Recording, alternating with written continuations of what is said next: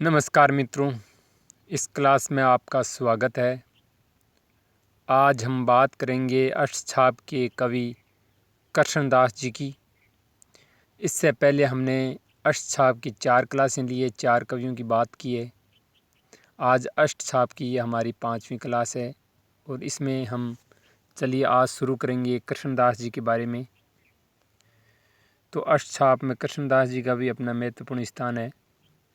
इनका जन्म है 1496 ईस्वी में इनका जन्म हुआ और ये जन्म तारीख है इस सन है आपको याद रखनी है, क्योंकि हो सकता है अष्टछाप के कवियों का क्रमबद्ध जचाने का प्रश्न आ जाए, तो ये उपयोगी है।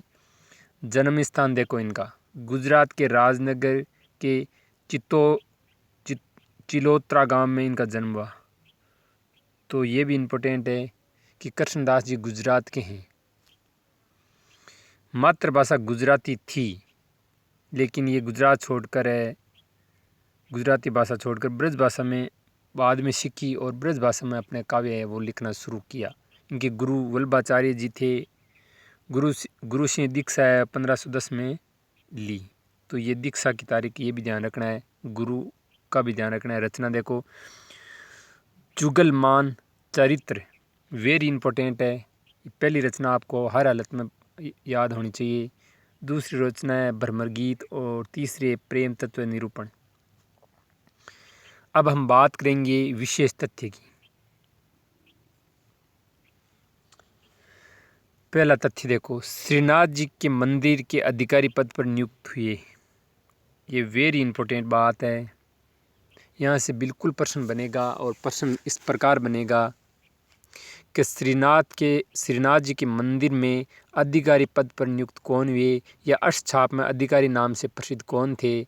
तो ये वेरी इंपॉर्टेंट प्रश्न बनता है और उसका उत्तर होना चाहिए कृष्णदास जी।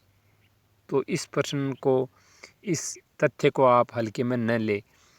वार्ता साहित्य में गोकुलनाथ ने कृष्णदास को प्रेत की संज्ञा दी है। ये भी इम्पोर्टेंट है कि अष्टछाप के किस कवि को प्रेत की संज्ञा दी गई है, तो वो है कृष्णदास जी।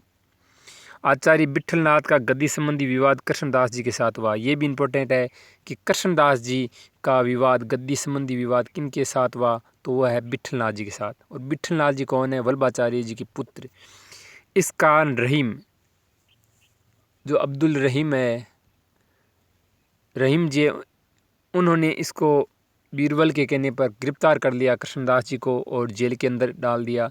तो कौन सा कवि गिरफ्तार हुआ और जेल में रहा? तो वो कृष्णदास जी हैं। कृष्णदास के भय से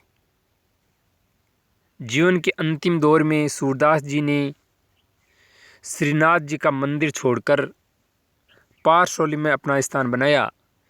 यानी कृष्णदास जी से सूरदास जी डर गए और उन्होंने श्रीनाथ मंदिर को छोड़ दिया और पारसौली में अपना स्थान बनाया। अगला देखो, 5वां तथ्य देखो, इनकी शिष्या का नाम है गंगाबाई हिल्ला। वेरी इंपॉर्टेंट, पूछ सकते हैं कि गंगाबाई हिल्ला किन की शिष्या थी? कृष्णदास जी की। और यहीं से ये मामला खराब हुआ और मंदिर में अश्लीलता फैलने लगी और सूरदास जी को मंदिर छोड़ना पड़ा। अगला देखो तथ्य, अष्टछापी भक्ति पद्धति या पुष्टि मार्गीय भक्ति पद्धति में घोर श्रृंगारिता, अश्लीलता फैलाने का आरोप भी इन पर लगता है। तो यहाँ से प्रश्न बन सकता है कि अष्टछापी पद्धति या पुष्टि मार्गीय पद्धति में घोर श्रृंगारिता फैलाने वाले कौन थे? तो वो थे कृष्णदास जी। आगे देखो, इनका एक प्रसिद्ध पद है। ये प्रसिद्ध इसलिए क्योंकि ये थोड़ा भ्रम कराता है कि ये सूरदास जी का पद है या मीराबाई का, इसलिए मैंने इसको दिया है और ये महत्वपूर्ण है। मो मन गिरधर छवि पे अटक्यो, ललित त्रिभंग चाल पे चली के, चिबुक चारी गड्डी ठटक्यो। तो इसको आपको याद रखना है, क्योंकि ये मीराबाई या सूरदास जी का पद होने का भ्रम पैदा करता है, इसलिए प्रश्न गलत हो सकता है। इसलिए आप अच्छी तरह याद रखें, ये पद है वो है कृष्णदास जी का। अगला देखो, 78 ईस्वी में कुआं बनाते समय उसी में गिरकर इनकी मृत्यु हो गई। तो अश्लीलता फैलाने का आरोप इन पर लगा और एक तरह से मंदिर पर कब्जा सा इन्होंने कर लिया। ये अधिकारी बन गए उसके। इनका जन्म गुजरात में हुआ 1496 में, ये भी आपको ध्यान रखना है। तो प्यारे दोस्तों, अगर ये क्लास आपको अच्छी लगी है तो चैनल को सब्सक्राइब कर लीजिए ताकि आपको नोटिफिकेशन मिल सके, और अगली क्लास का आप करिए इंतज़ार, और पीछे की क्लासें आप ज़रूर देखें। तो मैं इस क्लास को यहीं विराम देता हूँ। धन्यवाद।